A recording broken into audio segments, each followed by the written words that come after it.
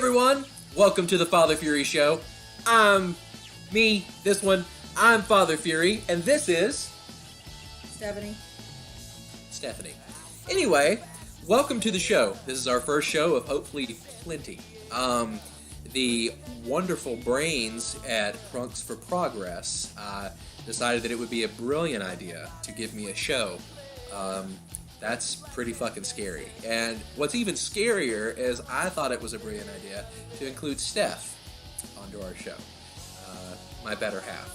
Anyway, again, welcome to the show. We hope to have some cool stuff on here, and we hope to give yet another voice to the unheard left, the actual left, that gets vilified and mythologized within media, because we're somehow Schrodinger's protest people. At the one point, we're sad little snowflakes that need safe spaces and don't touch us, but at the same time, we're also dangerous people that put concrete in milkshakes and hit cops. Is it okay to vape on your show? Yeah, it's okay to vape on my show. Oh, hi! Ooh. So, yeah, welcome. Let's hope we can kind of tip over some of those sacred cows while we do this show. Anyway, again, I'm Father Fury, and a little bit about me. Not only am I a punk rocker, I am also a social worker. My 9 to 5 is working to help people experiencing homelessness find housing. We work to make homelessness brief and temporary. I have worn many different hats throughout the years, one of them being a firefighter and EMT, and again, I'm also an ordained priest.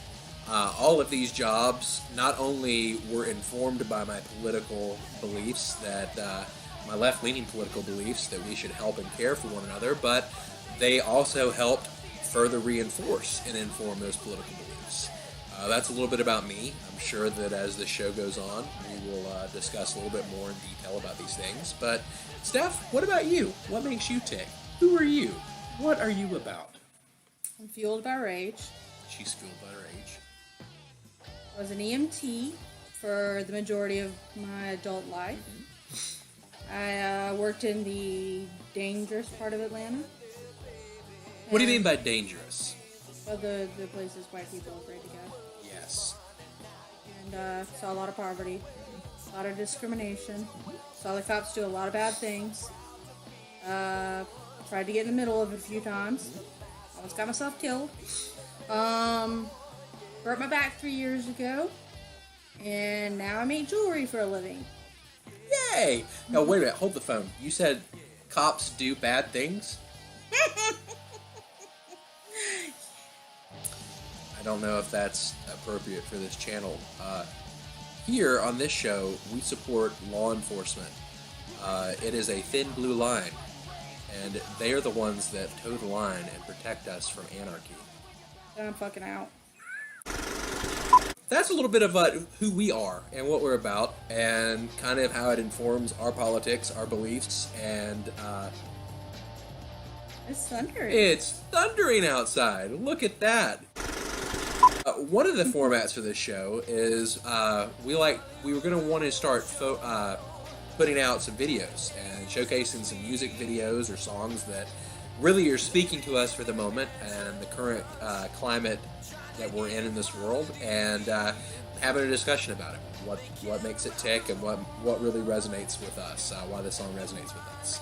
And why not, for this inaugural show, why not have a shameless plug and put my own song out there?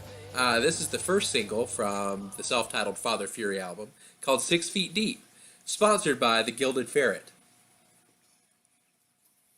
So here's the song. I hope you like it. 1, 2, 3, 4!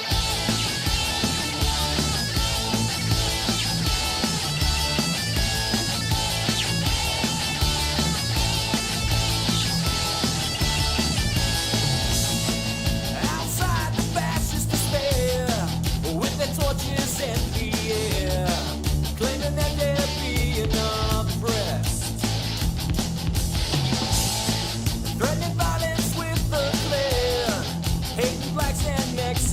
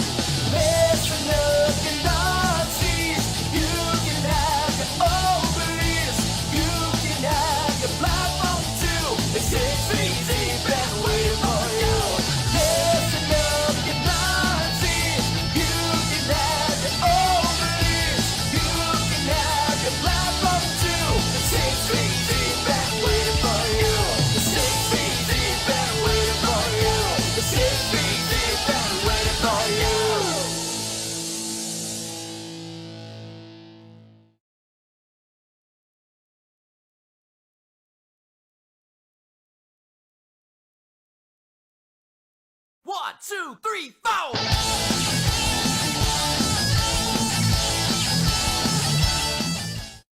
Welcome back to the Father Fury Show. I hope you enjoyed that song. Steph, what did you think about that song? And remember, I'm the one that sang and wrote it, so, you know, my feelings Because that will be matters to me. Go ahead. I love 6 Feet Deep. It's my favorite song on the track, even though there's a song about me on there. But Called it's Fastball. Fastball, yes. But 6 Feet Deep is that, like, empowerment music. It makes you want to go out and, you know, the system, burn down buildings. You know, Burn down buildings, yes. get your Morning Star. Nice. So wait a minute. Build a guillotine. Wait a minute. You're suggesting that we burn down property. You know, I think that's a really important discussion here because property, indeed, in this country is more important than people. That's why we need Bastille Day here. Oh, agreed. But you know, that's the thing. I think it's really important that whenever there's a protest or a revolt, that we make sure that the property's okay. I think that that's very important because God forbid that something that is insured and can be replaced, you know, be damaged while black and brown people are being murdered right and left by the very people that we quote unquote claim to uphold laws and help us. So, yes, is the property okay? So, 6 Feet Deep, what do you think it's about? Well, you know, It's in the chorus. everybody has a platform. They can have their platform too. And 6 Feet Deep. Waiting for. If you're Nazi. Yes, only if you're Nazi. So, yes, let's talk about that for a second. You know, that's one of the things that we get all the time, you know, in this country. Well, it's freedom of speech. I think Nazis and people that are interested in killing everybody that don't look like them, they deserve to have an equal platform and an equal say as well, you know, as well as anybody else. Yeah. Why is that bullshit, Steph? Well, fought a war, fought World War II, you know, to, you know, rid the world of fascism. You know, it didn't exactly do that. Yeah, while promoting our own brand of it. Yeah. It growing up, Nazi equals bad. You know, they murdered 6 million Jews, burnt them. You know, caged them up. You know. So, like we're doing at the southern border? Oh, okay. You know, all the while, you know, Nice America was caging up people who were Asian. Our Japanese brothers and sisters. Yes. But you know, it's not nice. Those cages are there for your protection. It's not very nice to hate people, you know, because you think you're superior to them. Shouldn't be done. You know, so we have to get rid of that kind of thinking, and if it takes, you know, a guillotine or a Molotov or Morning Star or machete. That twinkle in your eye is quite Scythe? scary. Yeah.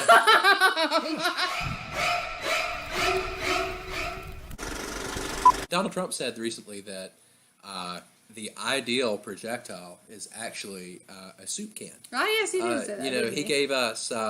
He's given us a lot of helpful tips. He also Tips said from Donald Trump. But I guess what you're trying to say about World War II is that, you know, the Nazis and fascists, they did indeed have a platform, and they were allowed there for a moment to express their views. Didn't work out well. Yeah, and the rest of the world came together and they responded to that unanimously by saying, no, the fuck you don't. So they've had their platform, is what you're saying. And we've responded in kind by saying, no, that's not the way the world is. So, yeah, that is definitely what the song's about. Nazis, yeah. Fascists, white supremacists. I'm lumping you all into one category with that song. 1, 2, 3, 4. You were all the Nazis. Hopefully, you know, I try to have hope that some people still retain a bit of goodness and that you can change their hearts and minds.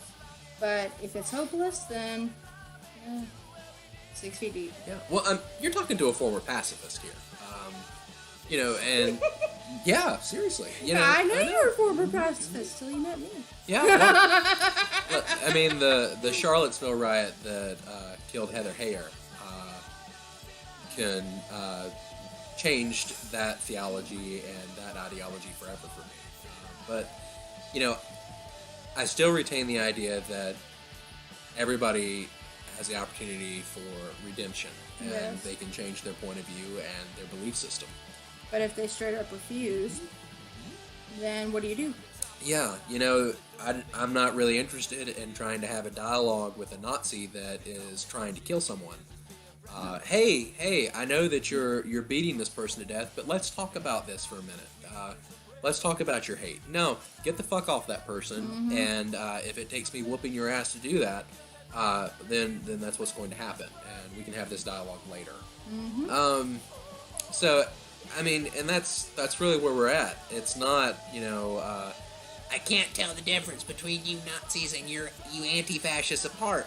The Antifas. Yes, the Antifas. I don't understand that logic there, because one group is saying that we truly believe that anybody that does not look like us and is not us deserves to die and no longer live in this planet anymore, and if you give us enough power, we will make that happen. And then the other side is saying, no, that's not the way this is going to go, and we will stop you from killing off the majority of the people on this planet that don't look like you or think like you, and we will stop you by force if necessary, so that does not happen. There's a huge difference with that. And I'm sorry that the liberals can't tell the difference there. I really, really hate that for you. And I really, really hope that Biden changes the world like you think he will. And after you voted for him, and if he wins the next election, you can give yourself a pat on the back and go back to sleep. I would be so happy. I will eat crow all day long. All day long. In front of everybody. If that happens. But, I'm not really a betting person, but if I were, I don't think he's going to change much shit. No, and it's just, I don't see how, voting for a very centrist Democrat, and let's be honest, when we talk about centrist Democrats, we mean, what we mean by that is that they're now where Reagan was in the 80s. That's the Democratic Party. And people will be like, well, what about AOC? Well, yeah, she's very much progressive when it comes to the Democratic Party. And don't get me wrong, I like AOC. I like her a lot. But saying, hey, we would like to have health care and we would like to have people to be paid a living wage, that's not that far left. Nope. That's asking for basic human rights. We mainly have a binary system. We do. We have a very two-party system that is actually just one party. That's true. You have, and the Republican Party has continued to lead this country towards the right path, not the right as in correct path, but towards a slope towards the right since its inception. That's slope towards Crazy Town Frogs. Yes, Alex Jones. What is it? Sliding down the curve just like the banana splits.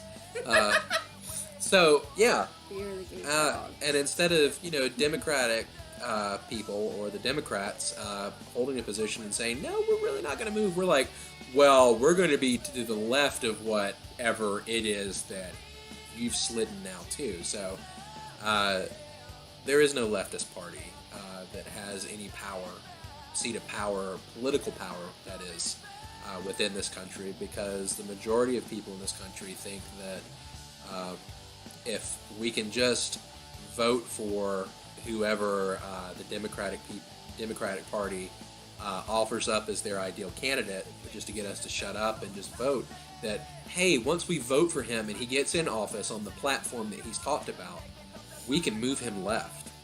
When has that ever happened? Ever? Never. Never.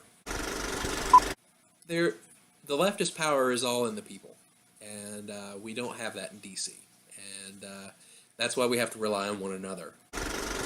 So many trigger words, like the general population. They don't understand what being to the left truly is, Yes. or they don't understand the word socialism, or they don't understand the word communism, or they don't understand, capitalism even. They don't have a definition. Well, they're trigger words. Yeah, and they're trigger words, and so anytime it gets brought up, it automatically goes from 0 to crazy, and then fights break out. Oh yeah. Well, wasn't it that we heard today by somebody? They said that I truly believe that if Joe Biden gets elected, he will enforce and we will slide into communism. No, it's socialism. Socialism. Okay. Well, Yeah. to them it's one and the same. Oh yeah, But- yeah, that's right. Have you met Joe Biden? Have you actually seen him? Do you see what his policies are? That's what my argument was. Do you see what his did you see his voting record? Well, maybe not him, but the people that control him. The people that control him are as capitalist as he is. Mm-hmm. But I digress. When we're talking about the trigger words and things like that, we're also talking about the right's sacred cows. They create these trigger words. Sacred cow tipping. They create these trigger words or these phrases that are meant to inspire fear. Most of us, when we're polled or interviewed, we want health care. Most of us, when we're polled or interviewed, we don't want to be in endless wars across the globe. Mm-hmm. When we're polled or interviewed, we don't want the cops to fucking kill us. No shit. We want people to protect us. I'm a white girl. Mm-hmm. Like I am the least scary according to the police, and literally have had the police pull a gun on me twice. Pull me over, pull a gun on me. I was ripped from my vehicle one time. Other time I was in my EMS uniform, still had a gun pulled on me. So Yay. I mean, if that can happen to me, then imagine what happens to anybody that's a shade other than glow-in-the-dark white. Right? And I think that that's a strong conversation about privilege that you're talking about. I think it's how ingrained in capitalism do we have to be that when we talk about privilege that our default is, well, I'm poor. What are you talking about privilege? I don't make that much money. I don't make, just because I make this amount of money doesn't mean I'm privileged. That's not what we're talking about. No, that's not what it means. It's not privilege. No. Privilege is, as a white, straight dude, I don't have to worry about walking down the street and the cops randomly rolling up on you and saying, killing hey, you? yeah, and saying, hey, you're walking probable cause. Get your hands out of your pockets. Yep. As a white dude, I don't have to worry about getting looked at or getting followed going into a store because they're afraid I'm going to pickpocket something. It is crazy. It's ridiculous. As a dude, I don't have to worry about walking down the street or an alleyway and getting raped. It's true. And again, as a straight guy, I don't have to worry about stigmas or issues with the hang-ups there are with homophobia and transphobia. Even though Idris Elba, if you ever are interested in dating guys, He has a huge name for I'm it. telling you, that's like Idris the Elba. one dude, Oh, I'm sure there's a few more. And now we're talking about sacred cows. We were getting back to that, right? Oh, yeah. Talking about tipping over sacred Sorry, I cows. have ADHD. So,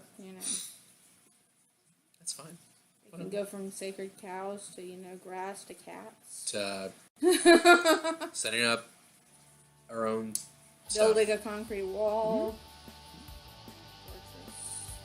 Marshmallows. And marshmallows. I mean, It's amazing. It's amazing. So, I'm a multitasker. uh-huh. I think it's great. I do too. A superpower. Super. So, tipping over sacred cows. Getting back to sacred cows tipping over. Yes. Sacred cow chicken. Yes, absolutely. You know, the right uses a lot of buzzwords and phrases to scare people into voting. And anarchy. And one of those, and so we've decided to dedicate portions of our show to kind of toppling over those myths. The one we're going to do today is one that is apparently scaring the absolute shit out of suburbanite people. And that is, what do we mean when we say defund the police? Oh, yes. Steph, what do you think it means when we say, hey, let's defund the police? I think it means cut back their budget, you know, because they don't need to be militarized. I don't need a tank rolling up to my house, you know. Neither does anyone else. You know, maybe we could send that money towards good because, you know, schools need money, you know, badly. You know, our child that attends public school, they have those stupid fundraisers to fundraise for the school, you know, and all your friends get angry when you're hitting them up for money. And so, you know, we could really fund our kids and, you know, give them the education they need, you know, to go towards health care. What?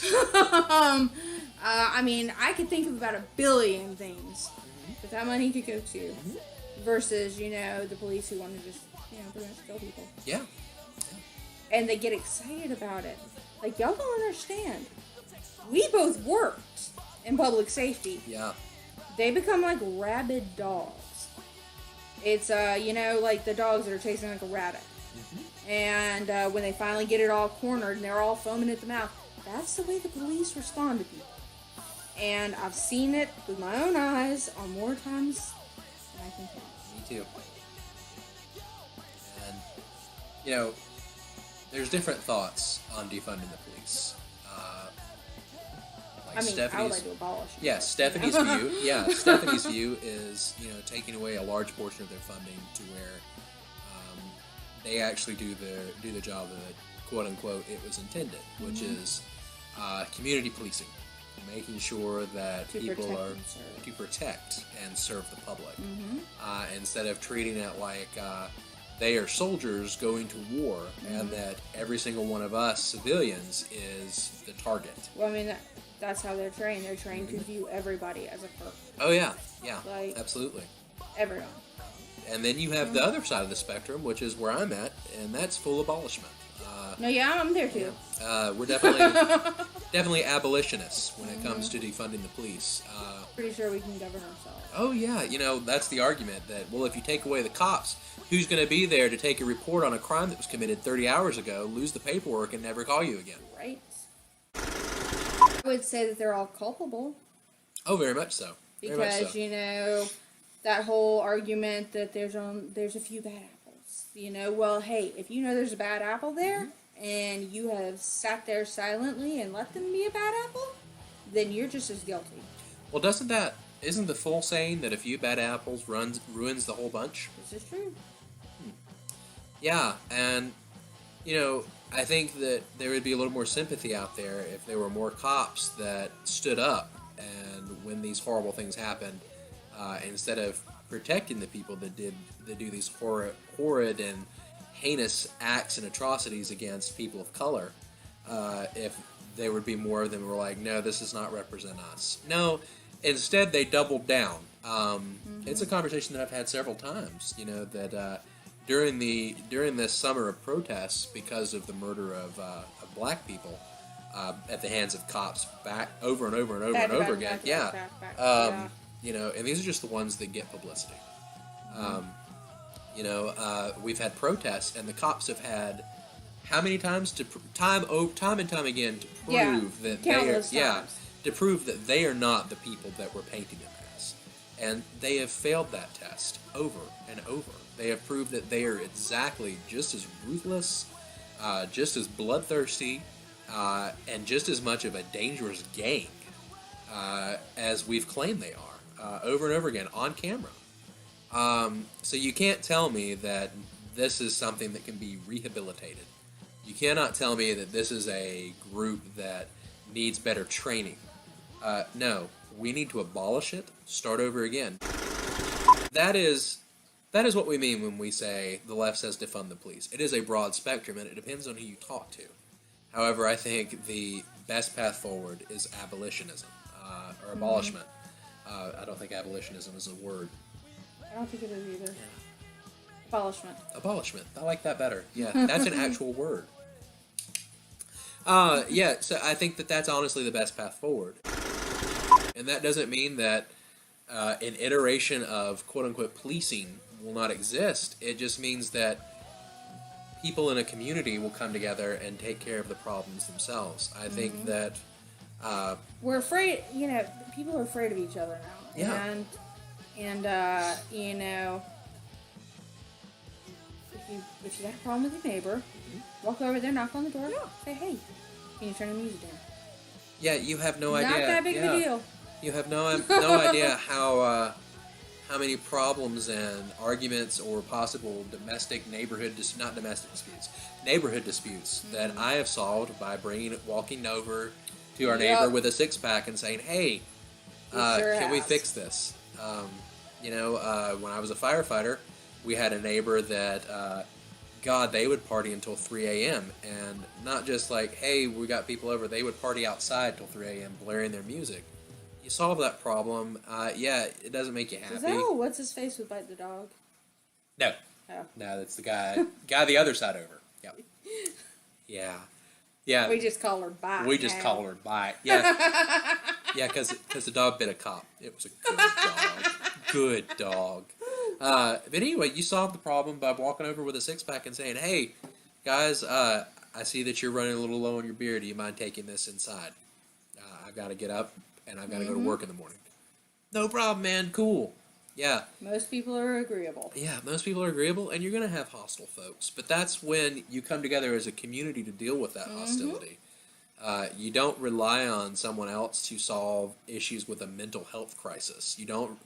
When you're calling the cops, you are literally inserting someone into a situation whose only repertoire and tactics are on their little tool belt, and that includes a gun, a mace, a taser, and a nightstick, and handcuffs.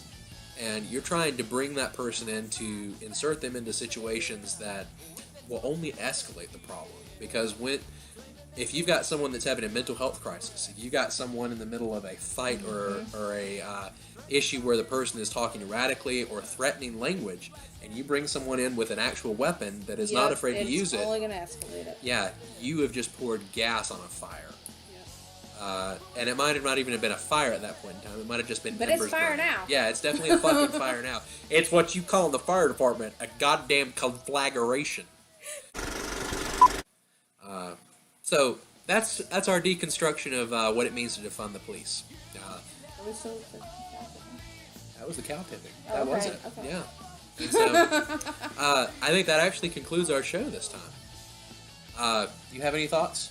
Any further thoughts? Anything closing? Not really. Watch Perfect. again. I mean, hey. Yes. Steph says watch the show again. And hey, Jory, Gilded Ferret. GildedFerret.com.